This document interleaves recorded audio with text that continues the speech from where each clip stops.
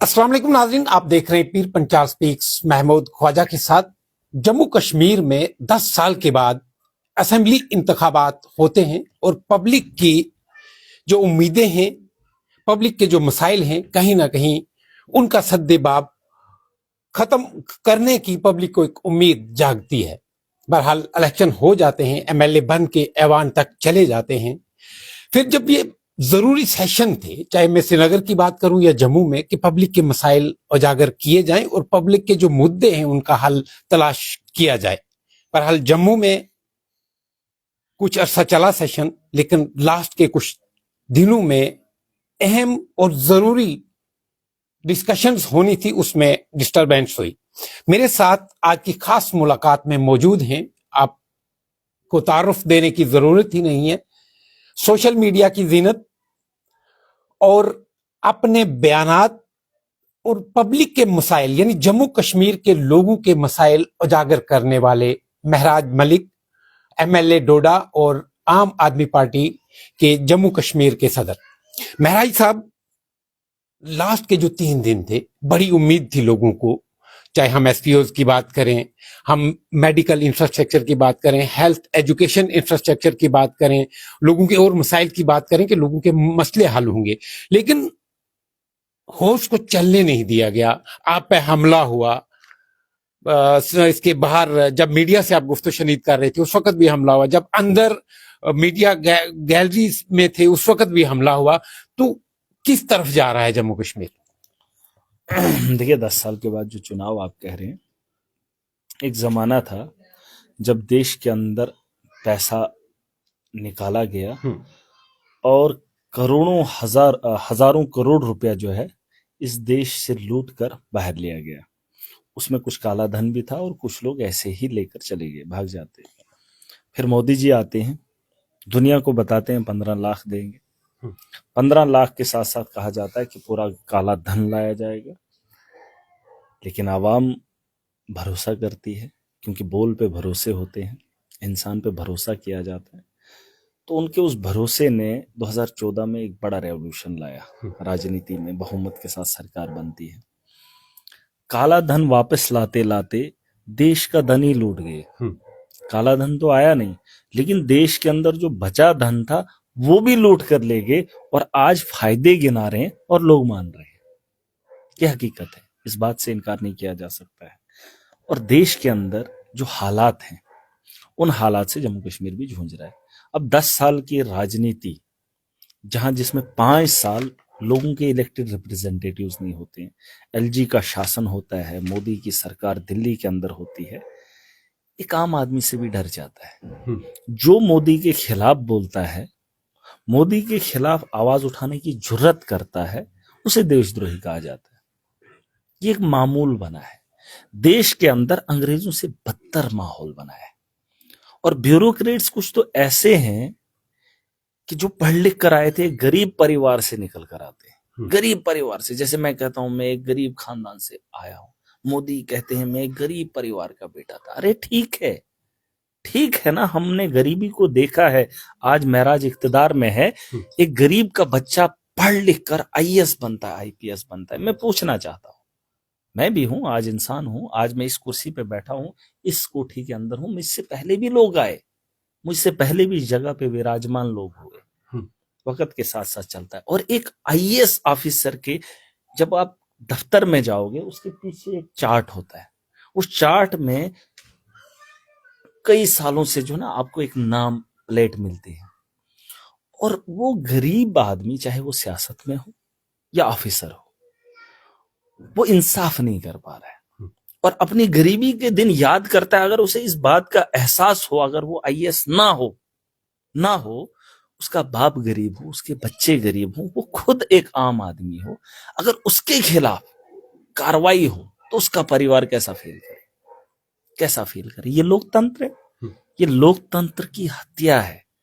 अपने डर को बाकी बनाए रखने के लिए नेता अपनी करतूत तो है नहीं, अपनी नाअहली को छुपाने के लिए पढ़े लिखे लोगों का इस्तेमाल कर रही है। और वो पढ़ा लिखा शख्स जो गरीब का बेटा था, वो एक गरीब के साथ उसके घर के आशियाने को उजाड़ने में देर नहीं करता है और खुद को कहते हैं कि हम गरीबों के परिवार से आते हैं। अरे तुमसे अगर एक भी मजलूम के ऊपर जुल्म होता है तो तुम हिसाब नहीं दे पाओगे, नहीं दे पाओगे। और जिन नस्लों के लिए, जिस परिवार के लिए तुम कर रहे हो, जिस परिवार को तुम पे फख्र है, जब उन्हें पता चलेगा तुमने मजलूमों के ऊपर जुल्म किया है अपनी कलम से, अपनी ताकत से, कुछ सियासतदानों के नाकामियों को छुपाने के लिए तुमने गरीब का गला घोंटा, तो मुझे नहीं लगता ये जमहूरियत है। और जो 7 साल एलजी का शासन रहा, क्या कम हुआ?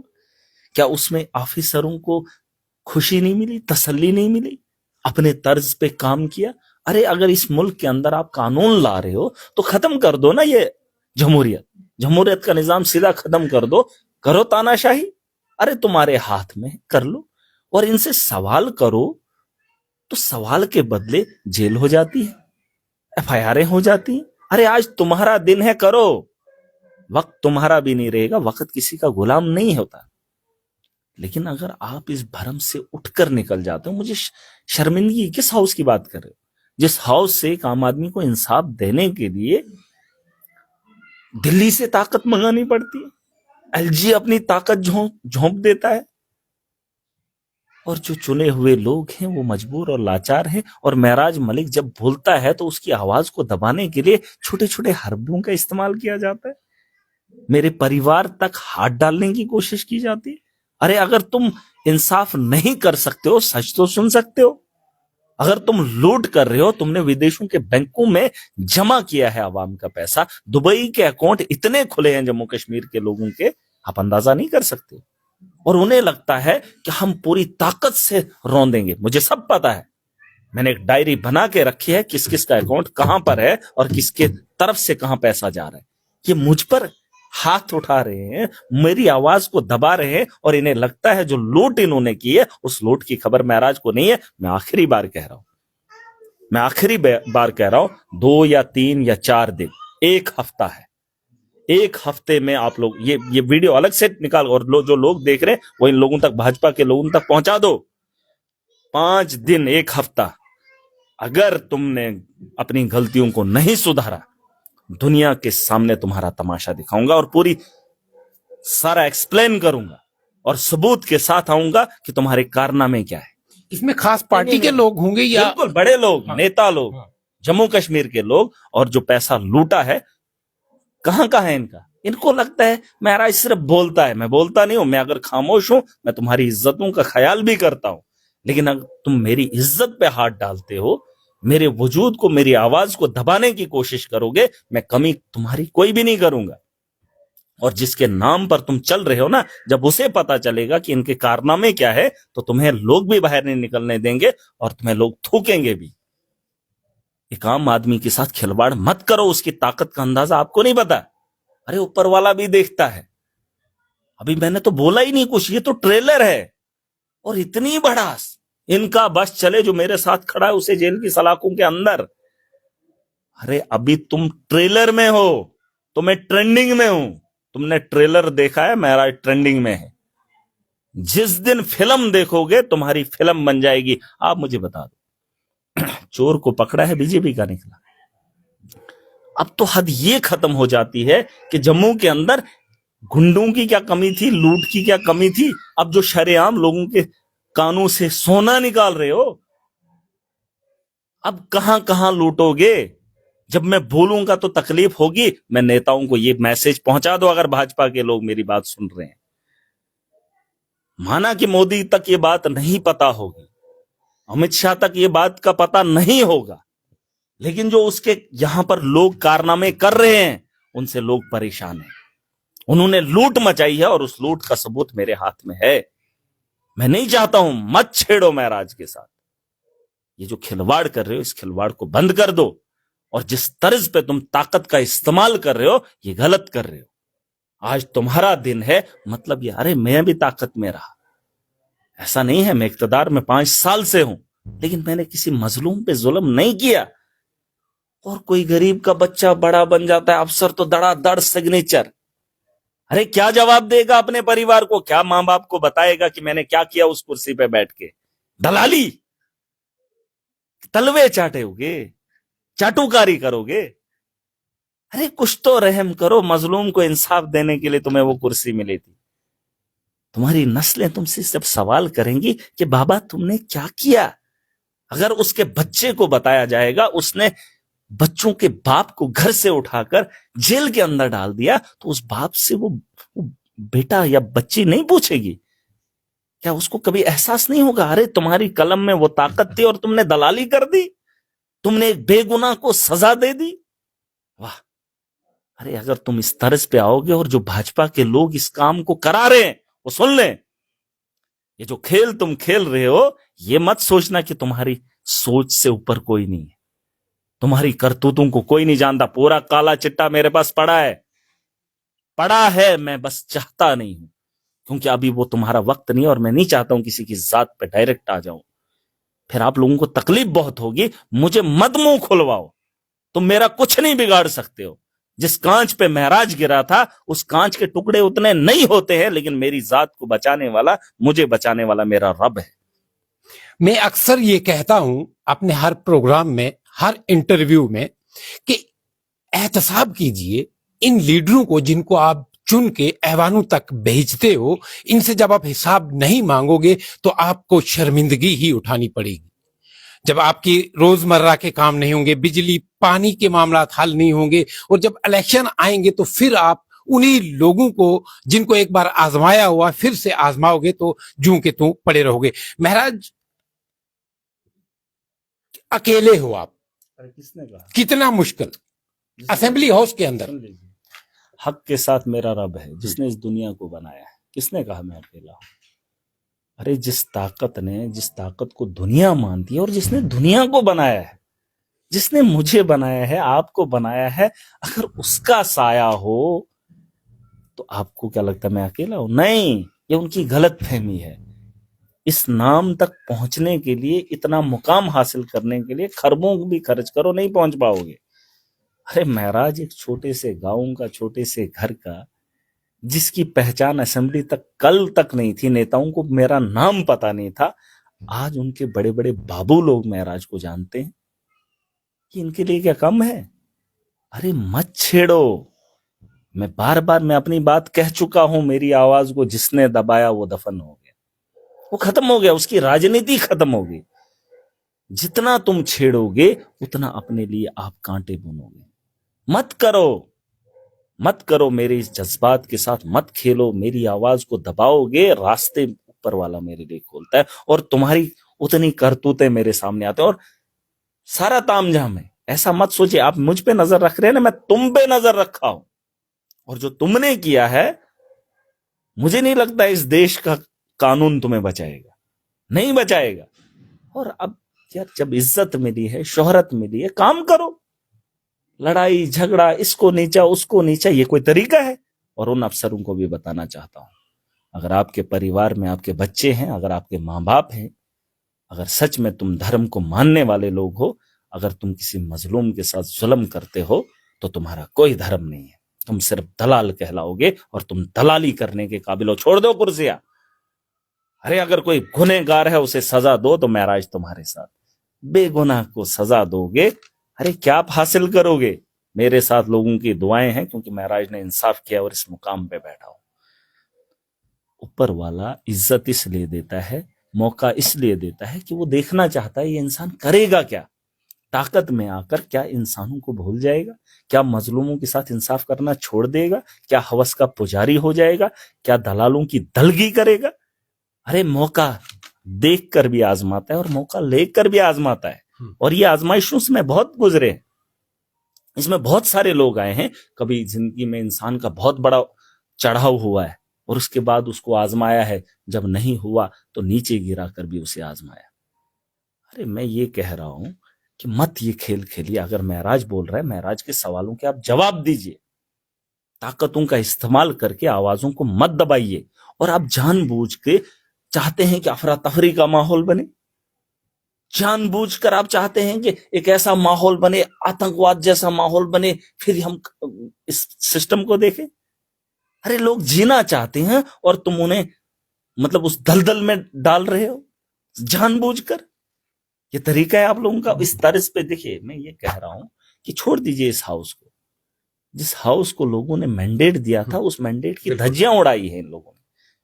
अरे महराज अगर हक बोल रहा है तो हक बोलने के लिए दिल्ली से पावर लगाई जा रही है। अमित शाह जी को भी बताना चाहता हूं, आपको इतना छोटा नहीं होना चाहिए। आपके जो ये नेता है, इन नेताओं को बोल दो कि महराज के खिलाफ इतनी साजिशें मत रचो, महराज के सवालों का जवाब दो, क्योंकि मैं जनता के सवाल करता हूं। और अगर अमित शाह का दौरा यहां पर था तो इसका मतलब ये नहीं कि महराज को नीचा दिखाने के लिए आप महराज के खिलाफ क्या साजिशें रचोगे, महराज को जान से मारने की कोशिश करोगे।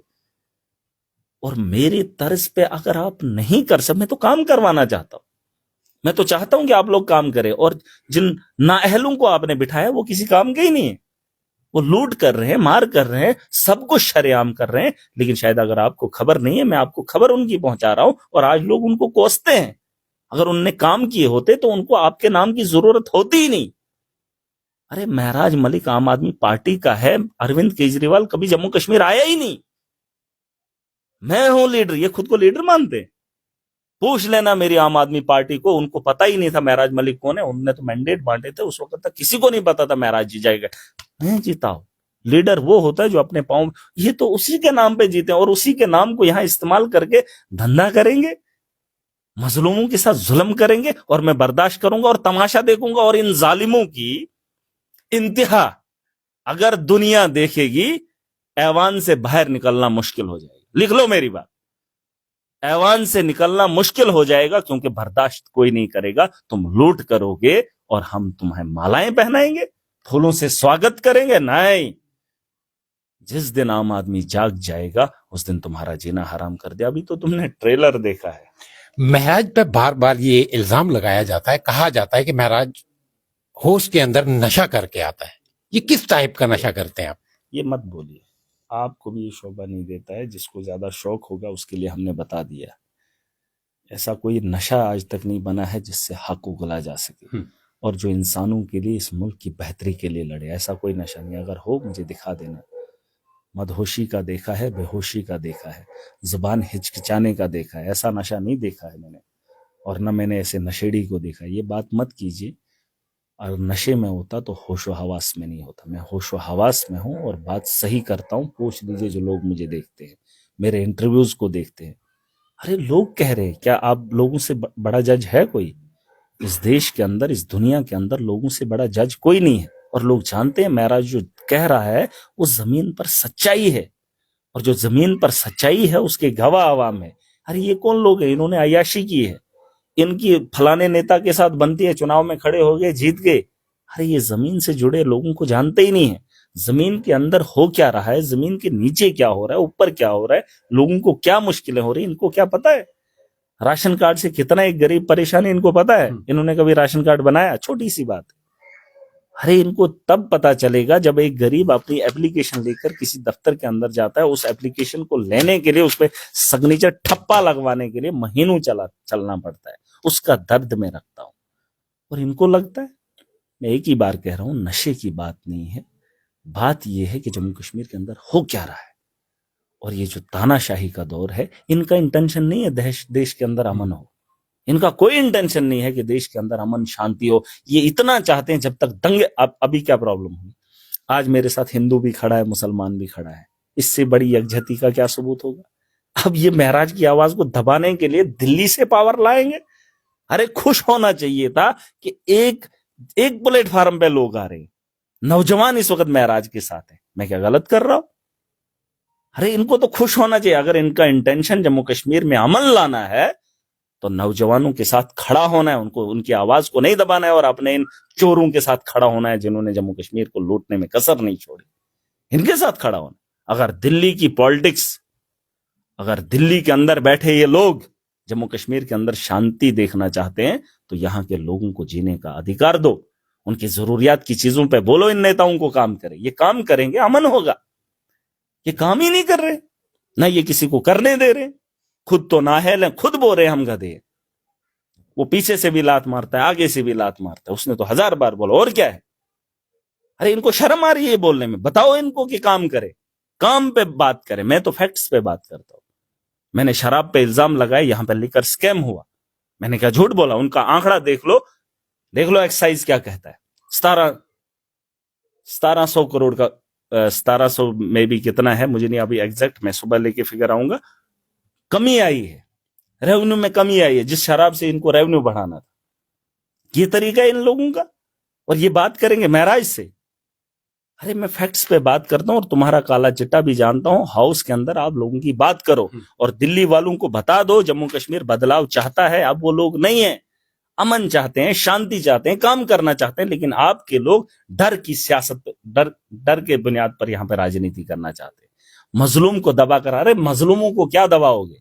अगर दबाना है तो जालिमों का सामना करो। मजलूमों को वो लोग भी डराएंगे, वो लोग भी डराएंगे, और ये राजनीति करेंगे, खुद को नेता बोलेंगे। जिस दिन आम आदमी जाग जाएगा ना, आपको नहीं बख्शेगा। मेरा एक साफ मैसेज है, अगर इनको शांति चाहिए तो शांति बनाए रखें, शांति बनाए रखें, क्योंकि अब लोग जाग गए हैं। लोगों को पता चल गया है कि असली राजनीति का काम क्या है, असली सियासत का काम क्या है। ये धर्म के नाम पे बहुत धंधा हो गया। आज मेरे नौजवानों को अगर हालत आप देखेंगे, नशा की हालत यहां तक पहुंची है। चिट्टा पहले यहां लगता था, अब पांव में लगता है। अरे ये वो समझ सकता है जिसकी वो औलाद वो इंजेक्शन लगा रही है। ये वो मां बाप समझ सकते हैं जिनके लिए रात के दरवाजे भी खुले हैं, सड़कों पर चिट्टे को बेचा जाता है।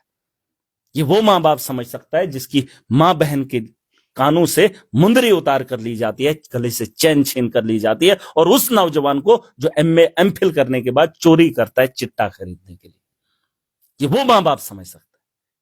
इनकी तो अपने, ये तो चोरियां करके, लूट करके अपने परिवार के लिए संपत्ति बैरों ममालिक में डाल रहे हैं। अरे तुम्हारी नस्लें भी बर्बाद हो जाएंगी अगर चिट्टे की लत लग गई। और इनको लगता है हम अपने बच्चों को इससे दूर रखेंगे। कैसे रखोगे? अरे जिस स्कूल के अंदर जाएगा वहां हर फिरके का आदमी होगा, हर फिरके का बच्चा होगा। स्कूल किसी का अलग नहीं है, और हर बच्चे का दोस्त होता है। और अगर आपके बच्चों की दोस्ती उस दोस्त के साथ होगी जो चिट्टे का इस्तेमाल करता है, तो यकीन जानो तुम्हारी नस्लें भी बर्बाद हो जाएंगी। बेहतर यही होगा, तुम्हें चुना है जम्मू कश्मीर की बेहतरी के लिए। जम्मू कश्मीर के नौजवानों को इस दलदल से निकालो जिस चिट्टे को शरेआम जम्मू के अंदर बेचा जाता है। कल भी एक हादसा पेश आया, पुलिस वालों को चाकू मार दी, है ना? ये तरीका है। आज एक चोर ने, पढ़ा लिखा, क्यों है चोर? लोग कहते हैं चोर है, उसके सर को मूंद दिया। अरे क्यों मूंदा? पता करो किसने चोरी क्यों की। वो गुनहगार है क्या? अरे जो इतनी डिग्रियां लेने के बाद किसी की कान से मुंदरी निकालता है, मुझे ये एहसास है, मुझे ये जानना है इसने चोरी क्यों की। और जब पता चलेगा इसने चोरी क्यों की, क्योंकि वो रोजगार से झूंझ रहा है, क्योंकि उसको नशे की लत लगाए, ताकि ये चाहते हैं नौजवान नस्लों की नस्ल कशी हो। अरे वो कौन लोग हैं जो चोरी कर रहे हैं? पढ़ा लिखा आपने सुना कभी चोरी किया? पढ़ा लिखा समझदार होता है। अरे ये समझदारी है। जब नशे को आप आम करोगे, उसको रोकने में नाअहल रहोगे और जय जय श्री राम के नारे लगाओगे, वाह क्या राजनीति है और क्या सियासत है। और किस सियासत के अंदर मैं आया हूं और किस दौर के अंदर मैं राजनेता बना हूं। ये राजनीति चाहिए मुझे। और जहां मैं सिस्टम को ठीक करने की बात कर रहा हूं, वहां सिस्टम, उसी आदमी को दबोचने की कोशिश की जा रही है। नेशनल चैनल पे दिखाया जा रहा है महराज ने हिंदुओं की मुखालफत की। अरे मैंने किसके जज्बात को ठेस पहुंचाने की कोशिश की? जाओ देखो, इस वक्त भी शाम को निकलोगे जम्मू की सड़कों पे तो चिट्टे बेचने वाले लोग, उसको कोई पूछने वाला नहीं। ये आतंकवाद को रोकेंगे जो चिट्टे को नहीं रोक पाए। सड़कों पे चिट्टा शरेआम बिकता है यार, आतंकवादियों को कौन रोकेगा? चिट्टा वाला एक आदमी को चाकू पुलिस वाले को डालता है इनकी जरूरत? बात करेंगे जम्मू इन सब चीजों के लिए किसको जिम्मेदार ठहराएंगे? अकेले बीजेपी है या जो इससे पहले सरकारें रही हैं? देखिए फिलहाल ये जो चिट्टे का कारोबार है, ये तो पहली बार हुआ है। मुझे भी अभी पूरा नहीं पता है क्या चिट्टा, लेकिन जहां तक मैं सुना हूं, क्योंकि मैं भी स्कूल में जब पढ़ता था तब चिट्टा नहीं होता था, मैंने तो नहीं देखा। लेकिन ये तो कुछ 4, 5, 6 सालों के अंदर ये सारी चीजें हुई है। अभी भी मैंने नहीं देखा चिट्टा, मुझे अभी देखना है क्या। मैंने सुना खाली इंजेक्शन लगाते हैं, और ये तक सुना कि नसें नहीं दिखती हैं। और जब नसें यहां नहीं दिखती है तो पांव के उस नीचे पे लगाते हैं, यहां अंगूठे पे। और यकीन मानो, और वो जवानी में लड़का होता है, वो अपनी जान का नजराना खुद देखता है, और इनको शर्म नहीं आती है बात करने की। वाह, ये राजनेता है, ये सियासत है। चिट्टा शरेआम बिक रहा है। जब चिट्टा नहीं रुकेगा, महराज ये कहा जा रहा है कि नेशनल कॉन्फ्रेंस की पूरी पुष्ट बनाई है महराज मलिक ये को। यार नेशनल कॉन्फ्रेंस मेरी पुष्ट पनाही क्या करेगी? ये आप मैं बोल रहा हूँ इन सवालों के जवाब मुझे नहीं देने। मैं किसकी पुष्ट पनाही में चलता हूँ वो छोड़ो, मैं जो बोल रहा हूँ वो सुनो, और अगर मैं कहीं गलत बोल रहा हूँ वो मुझे बताओ। मैं उसके इशारे, मुझे उनका नंबर भी नहीं है उमर अब्दुल्ला का, मुझे कौन गाइड करेगा? मुझे कोई गाइड करने वाला है क्या? या मैं किसी के घर जाता हूँ कोई सलाह लेने? अरे 15 साल से मैंने रगड़ा खाया है, जमीन पर देख कर आया और सलाह इनकी लूं जो बंद कमरों में एसी में बैठे हैं। ये क्या सलाह देंगे मुझे? ये कोई सलाह लेने वाली बात है जो मैं बोल रहा हूं? कितने टाइम से मैं बात कर रहा हूं? आधा घंटा हो गया। ये क्या मुझे माइक में डाल के रखें कि तुझे ये बोलना है? क्या बात कर रहे हो? ये चीजें, ये सवाल मत पूछिए, ये पूछे कि बदलाव कैसे आएगा। बिल्कुल, आपकी जो टैग लाइन है वो इसमें आपने सियासत भी बदलनी है, बदलाव भी लाना है। जम्मू कश्मीर का युवा जो है वो आपके साथ जुड़ता जा रहा है और काफी तादाद में वो लोग दिख रहे हैं। हमारी राजनीति से इनको तकलीफ होगी, क्योंकि हम उन लोगों को मौका देंगे जिसके पास कुछ नहीं है लेकिन करने की चाह है। गरीब पैदा होना गुनाह नहीं है, लेकिन गरीब मर जाना ये गुनाह है। आपके पास अकल अगर है, आपके पास अगर सोच है, आपके पास सलाहियत है, चाहे आपके पास कुछ भी नहीं है, लेकिन आप इस मैदान में आकर अपने साथ साथ लोगों का मुस्तकबिल बेहतर कर सकते हैं। और ये वो काम है जो हर कोई करना चाहता है, ये पुण्य का काम है। आप निकल आइए और इस जिंदगी एक बार मिलती है। और जो नौजवान इसे देख रहे हैं, ये एक सियासत इनने ऐसा बनाया था, या तो गुंडा होना चाहिए था या तो बड़ा पैसे वाला होना चाहिए था, वरना राजनीति कर नहीं सकती, वरना एमएलए बन नहीं सकते हो। मैंने साबित किया है, बिना पैसे के, बिना नाम के, बिना शोहरत के आप एमएलए बनकर आवाम के काम कर सकते हो। पड़ गए फीके, एलजी के पास खाना खाने सारे चले गए, एक आदमी रहा जो एलजी के घर दरवाजे पे नहीं गया। इसलिए नहीं गया, जिन लोगों ने हमसे हमारी हालात यहां पर इतने खराब कर दिए, मैं उनके आंगन में जाकर खाना खाकर क्या साबित करूं? और इनको तकलीफ हो रही है, और उसी अंदाज में इनको वो तकलीफ होगी। सारे गए, 99 लोग गए, 89, एक आदमी नहीं गया। खाना सिर्फ महराज ने नहीं खाया। अरे तुमने छीन लिया। जमीन देकर राजनीति शुरू हुई थी और चावल खाने पर खत्म होगी।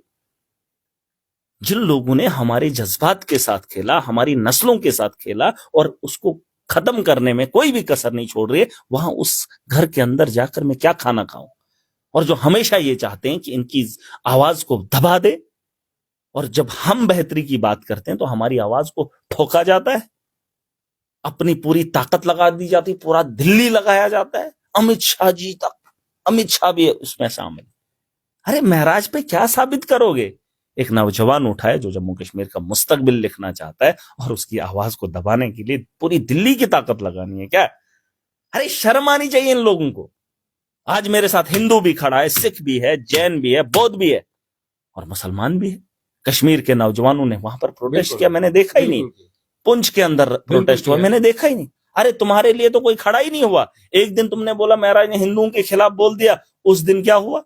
उस दिन तुमने जबरदस्ती नौजवानों को बाहर निकाला, मेरे खिलाफ मेरे पुतले जलवाए। दूसरी बार भी उठता कोई? अरे अब तुम्हारे पैसे से भी कोई महराज के खिलाफ नहीं बोलेगा, क्योंकि वो जानता है महराज बोल क्या रहा है। और मैं किसी के खिलाफ नहीं हूं, मैं उसके खिलाफ हूं जो इस दलदल में हमारी नस्लों को धकेल रहा है। और मेरा दर्द, मैंने बार बार कहा, अगर महराज के बारे में जानना है, मेरे 15 साल के इतिहास को पढ़ो। मेरी एक जिंदगी गुजरी है, मेरा एक दौर गुजरा है, मेरा एक वजूद गुजरा है, और जहां मैंने जवानी दी है इंसानियत के लिए, और जहां मैंने काम किया है, पता कर लेना। और ये बोले कि आज ये ऐसे कर रहा है, ऐसे नहीं। अरे जो नौजवान लड़का ड्रग्स ले रहा है, उसके माँ बाप के पे क्या गुजरा है? बिल्कुल। जो इस वक्त सड़कों पे नशा के लिए किसी की चैन खींच रहा होगा, उसके माँ बाप पे क्या गुजरा होगा? उसने पढ़ाया किस लिए था उसे? और ये लोग उसे रोजगार नहीं दे पाए, और नौकरियां बेच रहे हैं। यहां पढ़ाई की वैल्यू ही नहीं है। आप एग्जाम देने जाओगे तो अगर कोई पढ़ा लिखा भी होगा, वो आदमी भी पास नहीं कर पा रहा है, क्योंकि जिसके पास पैसा होगा वही क्वालिफाई होगा। ये माहौल है यहां। जम्मू कश्मीर के लोगों की, डोडा के ही नहीं बल्कि आप जम्मू कश्मीर के लोगों की बात कर रहे हैं, युवा की बात कर रहे हैं, किस तरह से देखते हैं आपके तब्दीली करने में कितना कोशिश आप कर रहे हैं और कितनी कामयाबी आपको मिलेगी? क्या पूछ रहे थे आप? मैं ये पूछ रहा था कि डोडा के नहीं बल्कि आप जम्मू कश्मीर के लोगों की बात कर रहे हैं, यूथ की बात कर रहे हैं, इस वक्त तमाम लोगों के मुद्दे जो है वो उजागर कर रहे हैं। जम्मू कश्मीर की सियासत को अगर बदलना है तो किस तरह से महराज मलिक फ्रंट फुट पे देखिए, आएगा? फ्रंट फुट की बात नहीं है। यहाँ हर आदमी को अपनी सलाहियत है, अपनी सोच है, बस उसको हिम्मत करनी है, हिम्मत देनी है, बस अपने पाँव पे थोड़ा सा खड़ा होना है। हर आदमी को पता है कि ये काम नहीं, वो काम सही है। इस आदमी को नहीं आता है। अगर देखिए घर के अंदर कोई काम होगा, 2-3 लोग हैं, एक आदमी जाएगा उसको करना नहीं आएगा, दूसरे बोलेगा मुझे आता है, वो ट्राई करेगा, तीसरा अगर बोलेगा मुझे आता है, उसको भी नहीं आया, तीसरा ट्राई करेगा। अगर चौथा उसका ज़हीन है कि उससे तीनों से नहीं हो पाएगा, तो चौथे को खड़ा होना पड़ेगा उस काम को अच्छे से। और ऐसा होता है गाँव के अंदर, चौथा आदमी खुद जानबूझ के, ख्वाह उसको हिम्मत नहीं होगी, वो उस काम को करने के लिए उठता है, वो फिर हिम्मत करता है। यहाँ हिम्मत करनी पड़ेगी। यहाँ लोग ईमानदार हैं, यहाँ लोग अच्छे हैं, यहाँ लोग सच्चे हैं, और हर धर्म से कट्टर ईमानदार उठेंगे। कट्टर जो धर्म पे चलने वाले हैं वो सियासत का हिस्सा खुद बनेंगे, और उनके लिए प्लेटफॉर्म खुला है। किसी को बताने की जरूरत नहीं, किसी को पैर पकड़ने की जरूरत नहीं, किसी को मैंडेट खरीदने की जरूरत नहीं है। ग्राउंड मिला है, प्लेटफॉर्म मिला है, बस उसमें एंट्री मार दीजिए। हमने एक सिस्टम चलाया है, और उस सिस्टम में आने के लिए तैयार हो जाए। पैसा लोग देंगे, वोट लोग देंगे, आपको उस मुकाम तक वो लोग पहुंचाएंगे, और वहां से बैठकर आपने लोगों के साथ इंसाफ करना है, जैसे महराज बैठा है। आम आदमी पार्टी की मैं बात करूं, जम्मू कश्मीर में किस तरह से अब आप काम करेंगे? क्योंकि आपको एक अहम ओहदा भी दिया गया, क्योंकि टीम बनानी है। मेरी बात, मेरा मकसद पार्टी को नहीं बढ़ाना है, मेरा मकसद है जम्मू कश्मीर को इस दलदल से निकालना। मैं इस पार्टी के साथ इसलिए जुड़ा हूं क्योंकि इनको स्कूल बनाने की चाह है, इनको शौक है, इनको हॉस्टल बेहतर बनाने का शौक है, इनको बिजली 24 घंटे देने का शौक है। इन पार्टियों को तो नहीं। मैं कह रहा हूं जो केजरीवाल का मॉडल दिल्ली के अंदर है, वो मॉडल अगर जम्मू कश्मीर में आ जाए तो उससे बहुत मुश्किलें आसान हो जाएंगी। होम डिलीवरी उन्होंने सर्टिफिकेट दिए, जो भी डॉक्यूमेंट्स आपको चाहिए, आपको दफ्तरों के चक्कर नहीं काटने, वहां पर होम डिलीवरी होता है। मैं चाहता हूं, यहाँ पर तो एक काम को करने के लिए महीनों जाना पड़ता है, सिफारिशें करनी पड़ती हैं, वहां तो ऑनलाइन सारा सबमिट आपके घर में डिलीवरी हो जाती है। वही सिस्टम में यहाँ पर देखना चाहता हूँ, इसलिए मैं उस पार्टी के साथ हूँ। पहले मैं जम्मू कश्मीर की आवाम के साथ हूँ। इस आवाम को इस दलदल से पहले निकालूंगा, उसके लिए एक पार्टी की आइडियोलॉजी होना बहुत जरूरी है। और हमारे पास अरविंद केजरीवाल की सोच बहुत बेहतर है। मुझे यहाँ पर स्कूलों की कमी है, एजुकेशन का स्तर इतना गिर गया है, आप अंदाजा नहीं कर सकते हैं। गवर्नमेंट स्कूलों में तालीम मयार खत्म हो चुका है, वहां पे फिलहाल इंफ्रास्ट्रक्चर ही नहीं है। दिल्ली के अंदर बेहतर इंफ्रास्ट्रक्चर बना है, यहाँ गवर्नमेंट अस्पतालों की खस्ता हालत है ही नहीं फिलहाल, और अगर है वहां डॉक्टर ही नहीं है। कई सालों से मशीनरियां पड़ी हैं, लेकिन उन मशीनों को चलाने वाला कोई नहीं है। और हमारे गाँव के अंदर इतने वेल ट्रेन हैं, वो क्लिनिकों में काम कर रहे हैं, लेकिन उस हॉस्टल में उसको वो काम करने के लिए 10,000 सरकार नहीं दे रही है। वो 10,000 पे भी वहां अल्ट्रासाउंड कर सकता है, लेकिन वो लगाने के लिए हिम्मत सरकार को नहीं है। वहां पर इंफ्रास्ट्रक्चर जहां है, वहां पर स्टाफ नहीं है। हम चाहते हैं ये जो बुनियादी सहूलियात है, ये जम्मू कश्मीर के लोगों को मिले, और करप्शन, उस पर रोक लगनी चाहिए। करप्शन पर रोक लगाने के लिए मैं इसलिए हूं, और मैं चाहता हूं हर आदमी खड़ा हो अपने हक के लिए। सबको खड़ा होना है। जैसे एक घर के अंदर हर कोई आदमी जिम्मेदार होता है। अगर घर के अंदर कोई जिम्मेदार नहीं होगा तो इतने घर आपको दिखेंगे दुनिया के अंदर। मतलब हर घर के अंदर एक बड़ा आदमी है, समझदार है, सूझबूझ वाला है, इसलिए उसका परिवार अच्छा है, इसलिए वो घर अच्छा बनाया है। अब घर को फिक्र छोड़ने के अलावा उस एक आदमी ऐसा होना चाहिए जो गांव की फिक्र करे, उसके बाद एक आदमी ऐसा होना चाहिए जो इलाके की फिक्र करे। अगर एक आदमी घर को चला सकता है, आप यकीन मानिए वो देश को भी चला सकता है। लेकिन बस उसको थोड़ी सी हिम्मत करनी, थोड़ी सी सोच को बढ़ाना है। वरना मैं कौन था, मुझे तो कोई मानता ही नहीं था, जानता ही नहीं था, लेकिन मैंने सोच को थोड़ा सा खोला, इस दिमाग पे थोड़ा जोर दिया, और पता किया कि अगर जम्मू कश्मीर को बेहतर करना है उसके लिए क्या करना पड़ेगा। और मैं इनसे बेहतर हूँ, पॉलिसी भी कर सकता हूँ, और इस जम्मू कश्मीर को बेहतर बनाने के लिए कमी नहीं कर सकता हूँ। मैं चाहता हूँ हर वो नौजवान जो शौक रखता है, जो सूझबूझ वाला है, उसके लिए मैदान खुला है। और हर धर्म का, असली धर्म को मानने वाला, चाहे वो हिंदू है, चाहे वो मुसलमान है, चाहे वो सिख है, वो इसका हिस्सा बने, ताकि जो धर्म को मानेगा वही इंसानियत को समझेगा, वही मजलूम के दर्द को पहचानेगा। वरना ये धर्म के ठेकेदार ऐसे हैं, इनको जब पैसा दिखेगा तब धर्म इनको नहीं दिखता। महराज मलिक साहब, कुलगाम में जो पहले हादसा हुआ था, 3 लोग गायब हुए, उसमें 2 की डेड बॉडीज मिली, और आज तीसरी डेड बॉडी जो है वो भी रिकवर हुई है किसी नाले से।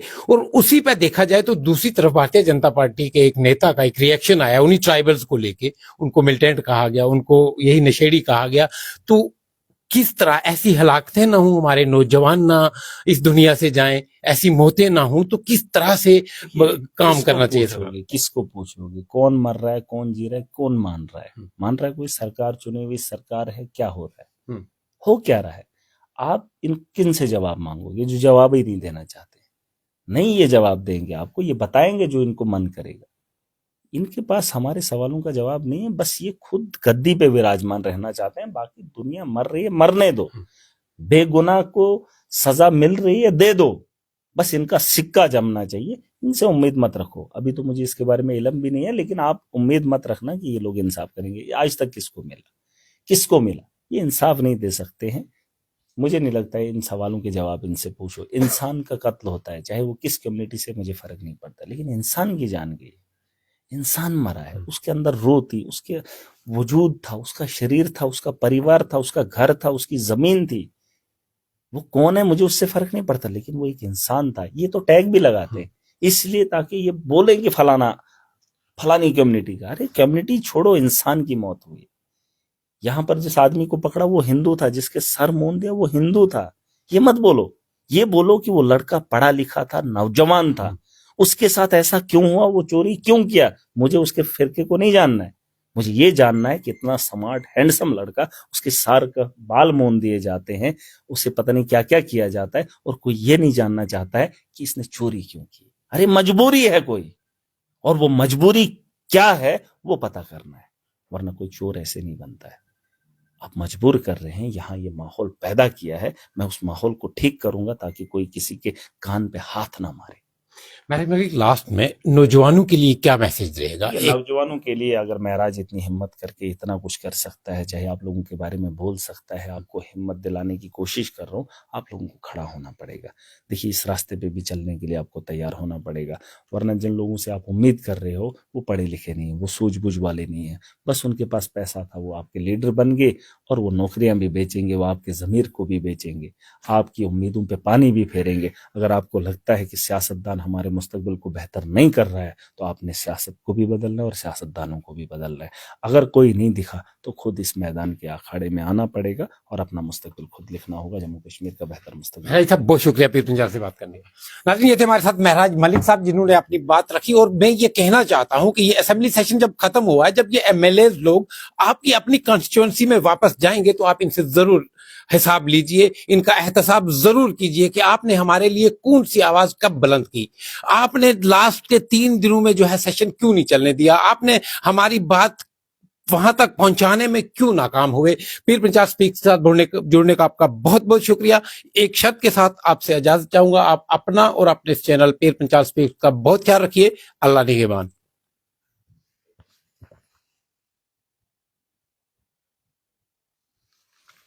Thank you.